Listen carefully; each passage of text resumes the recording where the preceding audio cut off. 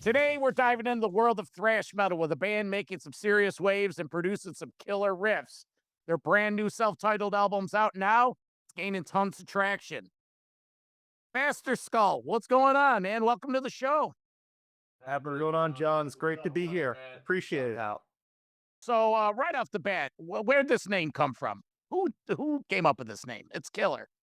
Tom, why don't you take this? I don't remember some. All right. Well, me and John hooked up. We were going to try to get something going on. I don't even think George and Mark were kind of even involved with it at that point. Or maybe George. No, I think we were together. But with that.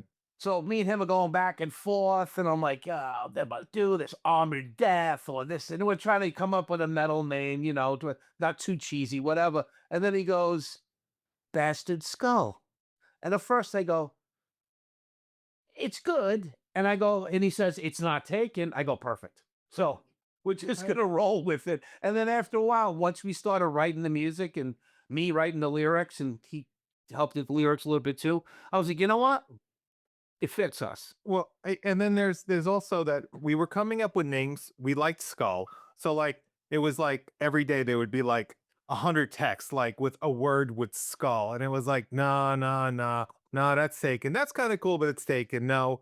And then something, I was just like, I don't know where it came from, but I was just like, bastard skull. I like that. Okay, let me put that in. I'm ready for the rejection from everybody. And then, everybody was kind of like, yeah, okay. And then I did some searching, not taken. I'm like, and then everybody was like, done. That's it. Yeah. And then from there, people were like, that's a cool name. And then it was like, okay, we're good now. Yeah, people will love it and even hear the music. They're like, that's the right name. Oh, man, I can't wait to hear the music. Yeah. Well, that's half the battle. If you have a cool name and you have a cool logo, it works there, right? Yeah. Let's go round robin, have everyone introduce themselves and what they do in the band. Sure. Tom, why don't you start? My name's Easy, Tom Lorenzo. I'm the lead vocalist. I'm Mark Mary. I play the drums. I'm George Castademus. I play the bass. And I'm John Bliage. I am on guitar. Yeah, I know John since 2007. I know. Yeah. Right. So yeah, Tom and I played in Blood Feast.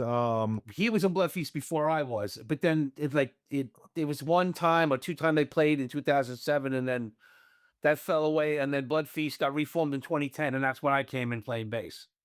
Okay. So yeah, and Mark I knew of for a long time when I was a little kid, because he's a little older than me. I used to go see his band Sneak Attack play here local in Bayonne, and amazing band from back then.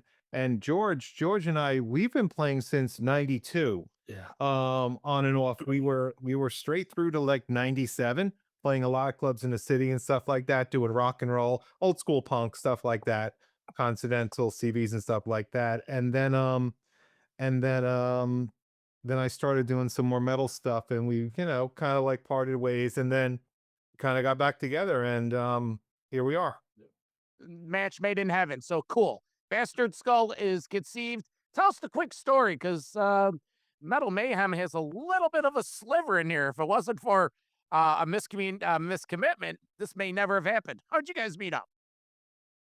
So all right, I'll give you my story, and then Tom will give you his perspective on that. So it was Mercyful Fate show back in what year was that again? It was the same show you were at in 2022.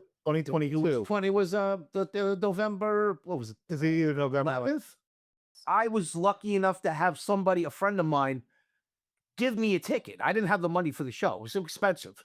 And a friend of mine called me and said, hey, dude, you want me a Mercyful Fate ticket? I go, get out of here, really? He goes, yeah, it's yours. It's on me. And he sent it to me on the phone, and he left to go to the box office, and I went to the show. And I hadn't seen him since 2014, and I bumped into him at the show. Just by chance. I was just walking like the Concord areas, just to go to the seats, and yeah, I hadn't seen Tom for, was it 8 years? I don't think I saw you since I exited Blood Feast in 2014. Yeah. And I live 10 minutes from here, not even. I live on the other side of the Bayonne Bridge. Like literally, I could walk over here if I wanted to. The stars were aligned. Yeah. So it was perfect. Well, Tommy and I were texting because I'm up here. I live in Rochester, New York. So I was down for the show that my co-host of Metal Mayhem lives in New Jersey. So we went into the city for the show, And seeing that I'm in New York, I'm texting Tommy, and we're going back and forth. And he was trying to tell me where to go to beer tent, and we never connected. But if I would have connected, maybe you would have delayed. You wouldn't have ran into John. Exactly. And we wouldn't have been sitting here. I ended up seeing you in the balcony anyway, because you guys were up in the balcony, right? Yeah. So I saw you across the way. You were there. I was like, We were in the balcony to get into the club, and then Yeah. we were down on the floor for Creator. Well, in any case, the band is formed. We're here tonight, and that's the last we're going to talk about Blood Feast, because we're here to talk about Bastard Skull. And so, like I said, the album, 8 songs, 32 minutes. What's the vision of Bastard Skull? Was it a preconceived? Was it pulled over from other projects, or is this fresh? For me, it was fresh. I came into this late. I didn't even know Tom and George until we got together. And I was working at a rehearsal studio. John came in and asked me if I would be interested in checking out some material. And I got to tell you, the chemistry that flowed from the very first practice. I thought I was going to have a heart attack the very first rehearsal with just Don and George. But I can tell you, I've been at this a long time. The chemistry that we had, I'm not lying, blew through the first 3 songs, which was all we had. And everything just flowed. It's kind of scary, to be honest with you, but it almost seems like this was absolutely meant to be for me. Speaking on the project, everything is just. I tell John he's the Peyton Manning of this project because it's like his vision, and every card that's been dealt and turned over has been. It's been unbelievable, really. Mark, John did mention like you're a little older. How do you what's your approach to creating music like this? Are you used to playing some of this heavier, fast stuff? You know what? For years I played nothing but originals, and then life got in the way. And just to keep playing, I played covers for a long time, but I always loved extreme music, whether it be most of the time metal, stuff that was brutal, like sometimes some proggy stuff. But I really didn't get a chance to do anything original for a very, very long time. And having a love, for heavy music and new material, new stuff that comes out, and a lot of people my age did not like, was like too heavy for them, like Meshuggah, they would get lost, stuff like Lamb of God, it was like too heavy. But with this, I don't know, I just had I just had a lot of creativity I felt to come out, and these guys were patient enough to let the process evolve. And I tell you, I'm just happy. I'm hanging on for dear life, and I'm just happy to be along for the ride, really. Wow. George, what about you? How does this compare being in this unit compared to other units you're in? Well, we did like punk rock, like what John said, and we were doing like a rock and roll type of band. And I never really played metal bass. And I was hooked right on the first get-go. I was just wanting to learn it, and I wanted to rip.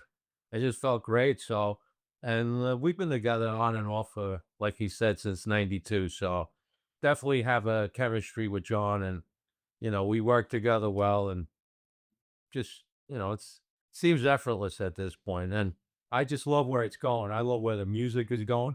I love where the playing is going, and I love the reaction of everybody to what we're doing. It feels great. Well, the music, it's there's the chance for it to. It's definitely old school, and there's a lot of room for it to breathe. Tommy, the vocals. Have you ever sang before, like in this? That's all that I was in a completely new place. I never did lead vocals before, and I never did.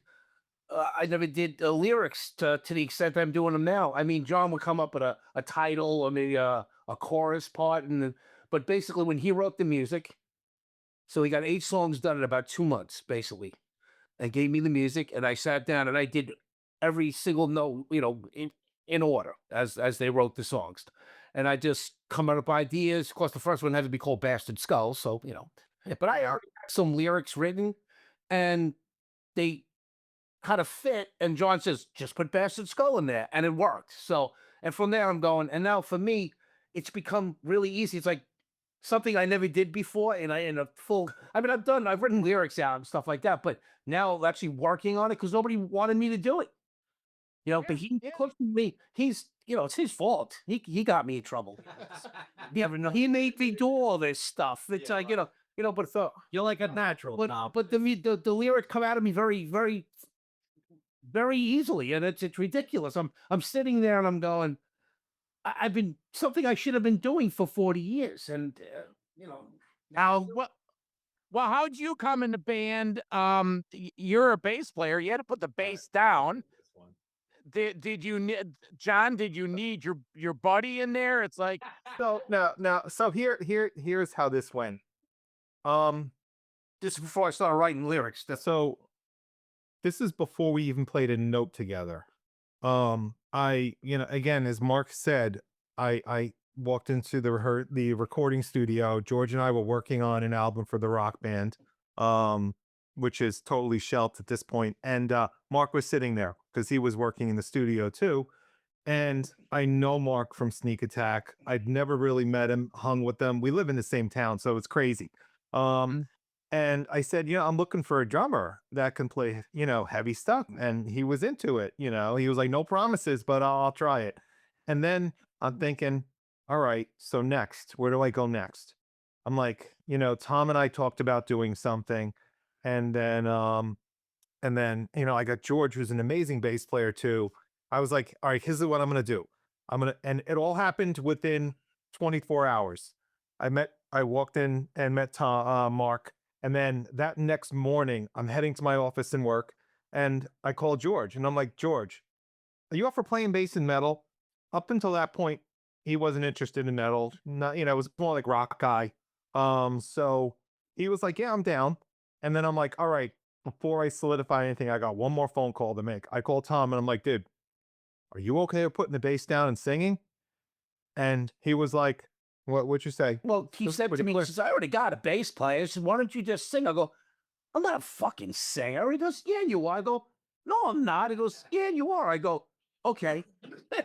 But listen, you can hear his natural voice. It's there. It's perfect for what we're doing. It's music, and I think. But also, let me make one point. But back when we first got into that other band together, right?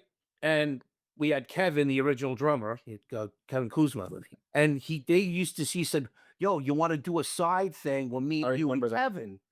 And I go, what? What do you mean? What are you doing? He goes, oh, you play bass and sing. And I go, really? And he goes, yeah, why didn't you do that? Because there was another band I was in that I did co-vocals in that, he had seen that I could do. I was in that band. So it's that, and he was in the band for a little while too with that one. So I was like, and I said, it wasn't like I was like afraid of doing it or like, oh, I can't do that. I was like, yeah, let's do it because I knew I could, and I did, and now I did, and now I am. Yeah, and he's right. But to answer your question about the music, none of the music is old. All of the music was completely inspired by everybody being into it. And I just went in the basement. I turned my Marshalls on and I'm like, I'm going to write some music right now. And I stayed true to what I love playing and love listening to, which is, a lot of old school stuff. And the subject matter came out of this dark place. So, oh, well, we'll get to that because but I also was inspired by current events in life and just, sure. in general, if I would give him the lyrics, I go, unless he said, if these don't suck, then yeah, we're good. So that was the take. And we would argue about changing like to the yappy and maybe, that's about it. But beside that, as long as he said it was cool and he was happy, they were happy, I was happy. So I think it was Mark referred to you as like the Peyton Manning of the project. You produced the album, but it's not your band. But are you the leader or is it your band? Explain the dynamics. Like, how do you write? All right, so I'm not okay with like the ownership title. Because I would write, I'd come up with riffs. I'm a real stickler for like coming up with a full song and then putting it to a click track and then giving it to Mark to work on. And often he'd be like, "This is amazing, I'm working on it." And then George, he'd be like, "This is really, really cool, I'm working on it." And we would tweak it as we went. There wouldn't be any moment where it'd be like, "You got to play this, you got to play this." It would be like, "That's really cool," or, "Hey, I think something better may be there. We'll mess with it."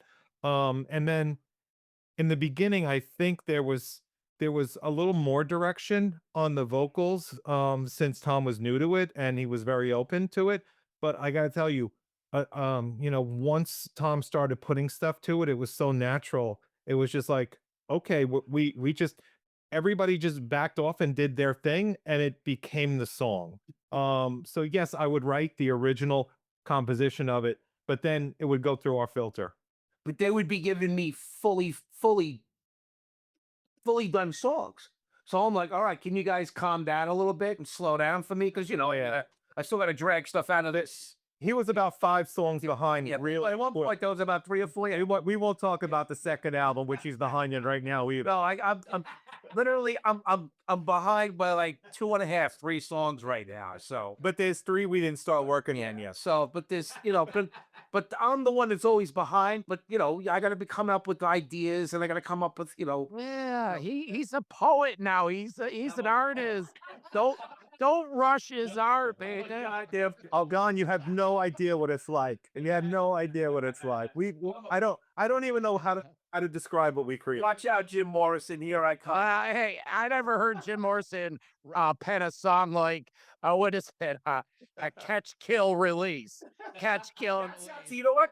That's his. He came up with that. The chorus that's about it: catch, kill, release, and don't fuck with me. Yeah, that's the the- song. that's Those are the only rap 2 lines that I came up with. Comes up with like choruses and titles, and then I add on or whatever. But a lot of the songs are fully my songs, lyrical wise. So I mean, but John has an influence on the lyrics, and sometimes I'll go, "Hey, this is an idea." I go, "Good, perfect," and I'll take it and I'll do what I got to do with it. So.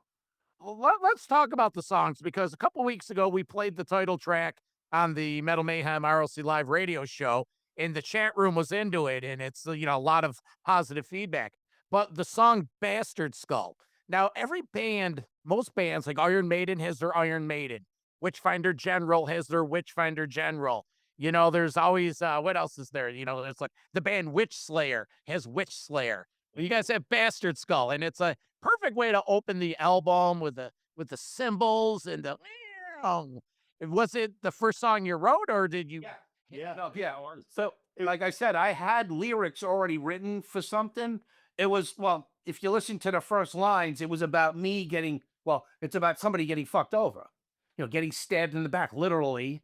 That's what I say. Okay. And so that kind of just fit into that whole thing. Like, I look at the Bastard Skull thing as like, you're a bastard. You get kicked around, but you're not letting up. You're not giving up. So, so that was another thing, and the whole Bastard Skull just kind of, gives that kind of never say die kind of feel to it, Instead of holding the grapefruit, we hold the bastard skull of metal. Interesting about the songs, as you mentioned, the order that they were written is the order that they appear. Yeah. That was the natural progression of the musicianship. I didn't bounce around. I went in and that's exactly how we did it moving forward for the EP that'll come out at some point. And who knows about the next album? If it's just, it feels like the landscape. We just created it and kept rolling down the road. Well, if you're doing an EP, why didn't you go a little more and do a full, add to it, or do you want to get material out there? I have a very short attention span, and I am a fan of the early Slayer albums, and I believe I love that idea. I believe there is a perfect limit, and once you start hitting 40 plus in the song length, it can get a little stale. You said 4 minute plus? Well, 40 minutes plus for an album, to me, can get a little stale. I like the 30 to 40 minutes for an album. And I when we were writing the songs, I was concerned of writing long songs because I wanted to keep the energy and the momentum going. And my theory was, if you write something cool, I'd rather hear it again than burn out by repeating stuff over and over again. Another song. You talk about the sequencing. After the Plague, blistering lead, showcasing the band's intensity. It was, yeah. First one, second one. Comment on this song. What about it? I had that song before us in a way. No, no, that was completely new. Was completely new. Tom, what do you think lyrically? No, the subject matter was, you know what it was? Basically, it was me sitting home during the pandemic watching TV. Eh, After the Plague. Well, yes, exactly, because it wasn't the plague, because that really wasn't what it was about. But everything that happened afterward, the fucking rioting, the unrest, all this shit that went on after it, that screwed everything up, and then everything else started to devolve. And basically, that's what I did with that song. I sat there, I go, it wasn't about the plague. I didn't get it. I didn't get the COVID. I didn't get COVID until 2021. Right? So everybody was getting sick. But for me, it was about what happened, like all the rioting that was going on and all this stupid stuff, all this crazy, insane stuff that went on after. And if you read the lyrics, you can get an idea of what I'm talking about. And, you know, if you think back to that time, it makes sense. You know, it kind of serves the time. It's definitely a song about the time period. For me, the music, once you started putting lyrics to it, they fit perfect as far as a song title. Yeah. And the character of the song really started to come out. As far as the music goes, once we started doing the first song and you know, I was working with Mark and George on the tunes. To me, they influenced me. They motivated me. I just wanted to write and keep going. I was just like, I really like what I hear going on here. I want to keep going. And we would go a day and I'd be like, here's a new tune. And then like we go another day or two, I'd be like, here's something else to check out. And so I would record it, I'd listen back to it. And you know, it wasn't always finished the first day, but I would listen back and really tweak it and be really aware of like how many times each part should be. Because I mean, I'm a big Maiden fan, so you know, the four, the twos, the sixes, and I'm like, let's cut this down a little shorter here. Let's keep. I thought of Bastard Skull, and this is interesting. At one point, I said it's like the ADH and anxiety like music, and this is you know, if I think that way, get in, be quick, you know, really knock them out, make them want to put it on again. Let's see. Last track on my notes that I was digging. Time is the Destroyer, explosive closer, packed with a great like fury. Talk about this song. Time is the destroyer. It takes everything. Eater of iron, destroyer of steel, killer of kings. Mountains crumble into the drying seas. He remembers the words. That's incredible. But it's just, you know, it's the one thing that's always going to be the constant. You make as much money as you want. You can do as much stuff you need to do, drugs, sex, whatever. But time will always get you. It'll always take you down. That's a song we You know, so that is the constant in being a human. No. You know, but we worked on that song. When we got to the studio, we kind of changed some of the parts there that, you know, sometimes when you go in the studio, things change a little for the better. Oh, well, it's the creative process. You know, it's when you finish it, it's not how it started. Now what about the new one, the EP? So the EP, we may hold off a little longer on that. Right now, we have a lot of buzz going on with the album, which I got to tell you, I'm blown away. We're all blown away by the amount of listeners we're picking up every day. It's just incredible. Um, we have a cover for it. We're happy with that cover, but we're considering, you know, the artist who did the original album cover, the first album cover, and have him come in and do a cover because he had a concept for it that was pretty cool. So we may take a little more time to put that out so this album can breathe before, you know, so that'll come out. And then by then we'll be heading into the studio at the rate we're going right now with new material. So maybe a month or two after March. Now this first one, it was digital only. You didn't have any physical, did you? Right now it's digital. I wish I can talk more, but there's some conversations going on right now where you know, vinyl and CD are going to be in the works for sure. So, but I can't put a date on that right now. What about you got a couple dates? You're playing Dingbats, you're playing Long Island. Have you guys haven't played yet, have you? To a crowd. Well, We did one show, right? Is it just one? The park. Oh, we did 2 shows so far. We played Nostalgia already a while ago. That was in Long Island. That was in Long Island, and that's where we're going back to on the 12th. This guy I know from Long Island, I never even met him in person. He booked us, and he wanted to put us up with Chris Dallini's band. Yeah, so yeah, the promoter's name is Jason, and he's been really good to us. You know, he brought us out to Nostalgia. It was a good night, and then we're heading back there again, so we're really excited. The difference between that time and this time is we have an album out, so the people out in Long Island can go check it out and stream it. Hopefully they are. It looks like they are, so because we're getting some decent feedback. So I'm hoping more people will be there. You know, since the stuff is out. And the week before that, we are in Dingbats with Attacker, which that's really exciting. Yeah, And the connection there is, you know, we are, you know, Mike Sabatini, he recorded and mixed the album. You know, we did it with him, so that was really exciting. Oh, and Tom's referring to the other show. We did, was it Bryant Park? No, it was famous Hunk Rock Park in Lower East Side of Manhattan. Constant Square, sorry. Constant Square. We played A outdoors. friend of mine had the permits to play there, and he put the stage up every Sunday morning. He would do it, and he goes, "Hey, you want to play?" I'm like, "Yeah, okay." But actually, the first time we played live was at one of my boss, guy I worked for, doing stage work. He had a party at his house. He was in Weehawken, New Jersey, which is a half hour from here. Yeah, the cops came. And the cops, they shut us down. It was hilarious. But we played outside, but that was the first time we played outside. I had to have my lyrics, you know, flying all over the wind. But that went really well. We played on 5 songs. And next thing we know, a motorcycle cop, Hoboken Weehawken motorcycle cop pulls up. Well, you guys got to shut it down. We were getting a crowd, and the church right next door was about to go in session. So it was summer, the windows were open, so they didn't want to hear catch, kill, release, or don't fuck with me coming through the windows. So wait, church is about to start. Was it a Saturday for 4:30 service? or- it was a Sunday. It was a Sunday afternoon. Yeah, it was the Memorial Day weekend. Yeah, it was a party. Yeah, though. He's like, "Hey, I'm gonna have some bands play. You want to play?" This guy's my boss, my friend, but you know, I know him. Yeah, Tompkins Square was a lot of fun. We outdoor gig. It was raining. It was pouring.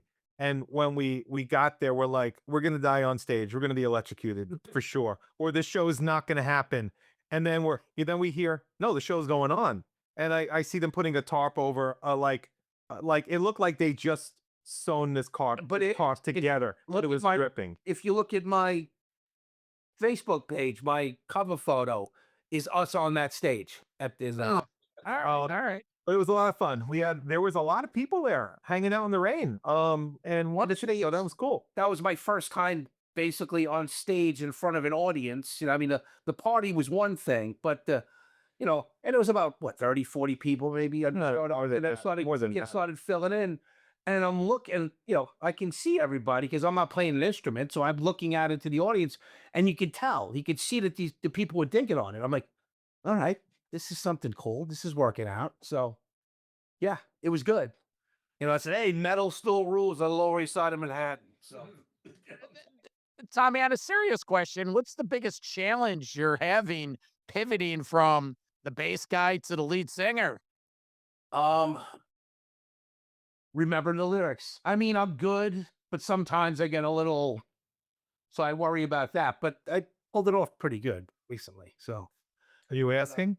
Or well, no, yes, that's my only concern is me forgetting lyrics. Even though I wrote them, it's still sometimes, you know, it gets a little scrambled. But Teleprompter or an iPad or anything like? you know what? I gotta learn. I gotta pull my pants up and be a man about it, and actually, you know, do the right thing. But the thing for me is, I don't really have any fear. I don't have any stage fear when it comes to that. Probably better off than that when I was playing an instrument. Yeah. Just, you know, there's always something can happen to your instrument, you know, whatever. But you know, it's all about me. it's all about Tom. I think as an outsider perspective on this, I'm the king, man. I think the big challenge is I think the big challenge is every time we post something Bastard Skull related of him singing on his Facebook, he buries it with like 2 or 3 pictures of him playing bass. So I think there's still some identity though. Pictures come up on my memories, I'll put them up, you know. But yeah, I don't want to say I'm the perfect thing here, but I really kind of fell into the role kind of easily for me. And I always thought it was something I always knew I could do. You know, so we don't want to get all, you know, high and mighty, think I'm something special, but you know, but Oh no, aren't you from Staten Island? Okay. that's my problem. Well, I was gonna ask marketing. Oh, if you need this.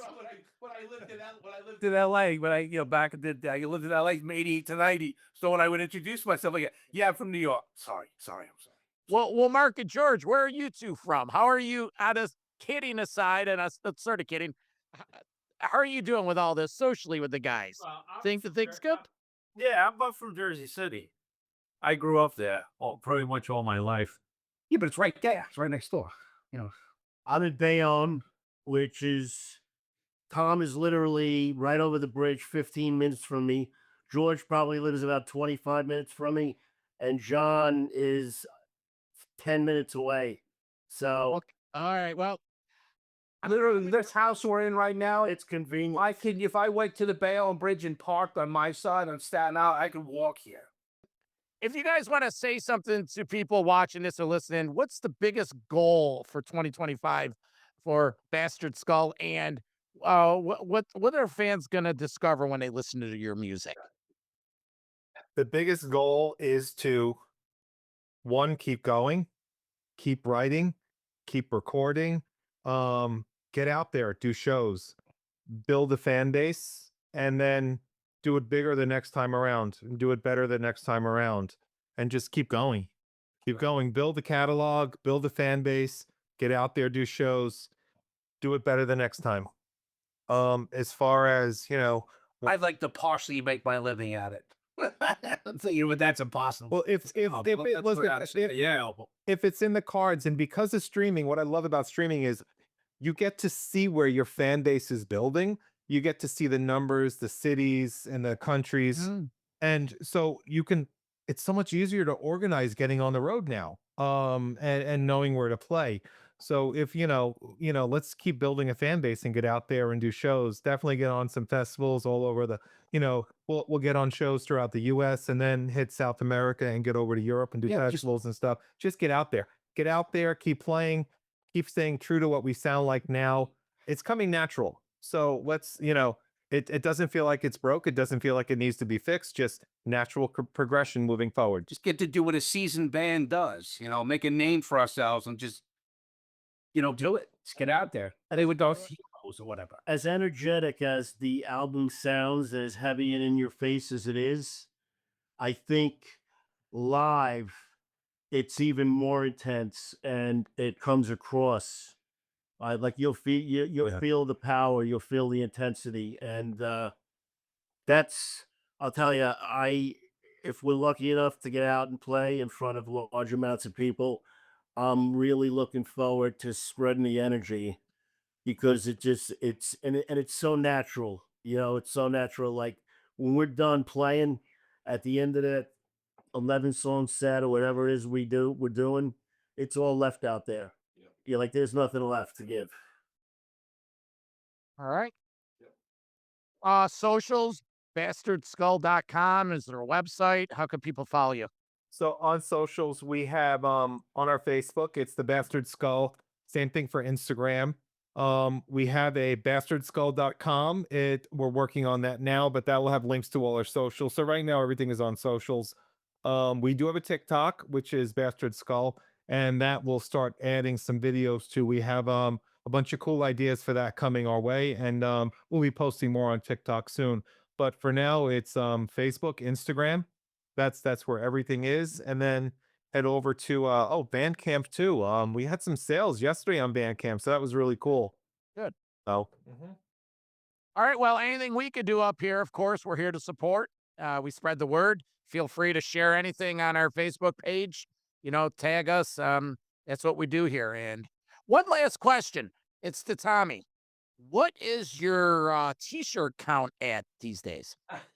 It's just, I haven't been to a lot of shows lately, and I used to work for a couple of merchandise companies, but I don't do that anymore. I'm basically trying to make a living right now. But yeah, I still got pretty much the same count, but I haven't been wearing as much lately. I just been kind of putting my head down and going to work. But yeah, I got to go through the pile and see. A lot of them don't fit me, and the width has been a little. Yeah, if you're gonna fit into those David Lee Roth fucking stage pants, get your ass to the gym. We'll talk off air. I'll get you a nice Metal Mayhem shirt that you can wear. And Absolutely, bro. Yeah, give me a double just in case. all right. All right, again, the band is Bastard Skull. Get their 8-song release on Bandcamp. Look for an EP and look for them if you're into New Jersey area. April 5th up at Dingbats, and Long Island is April 12th with Executioner, Order, Final Siege, Grace of Chaos, and that Dingbat show with Attacker and Electrocutioner and Unknown. Seen the name, yeah. Yeah. So, these must be the newer bands that are doing the rounds. Bunch of cool bands. Hey, we'd like to thank you too for having us on, John. Yeah, we really appreciate you having us on, John. And it's good to see you, John. It's been a little great meeting you, John. Nice meeting you, man. Thank you. You're welcome. And if you get up to Rochester, I have a reputation to uphold. I own food vending carts here. And the last time the guys were in town, I gave them a sack of sandwiches. Hey guys, sorry I didn't make the show, but here's a bunch of hot dogs and sauce and this ain't. I didn't know you were playing, but Man, brother, what's right, bro? I love one. We're definitely gonna play up there, that's for sure. all right. Hey, you're not getting ahead of ourselves, but we have dipped our toe in club level promoting up here, Metal Mayhem ROC. We brought Raven to town last tour, a couple Dockin shows, Metal Mike Kloshnik, so, we'll talk. We'll work something out, but best of luck, and we'll be checking you out down the line. Great. Thank you, John. Thank you to everyone listening. We really appreciate it. Spread the word. Cheers, brother. Thank you. See you guys. Take care. Bye. Metal for life. Thank you for listening to Metal Mayhem ROC. Check out our website at metalmayhemroc.com for information on podcasts, archives, links to all our live radio shows, and all sorts of info. Please like, follow, and share with everyone, even your non-metal friends. And always remember to keep it heavy.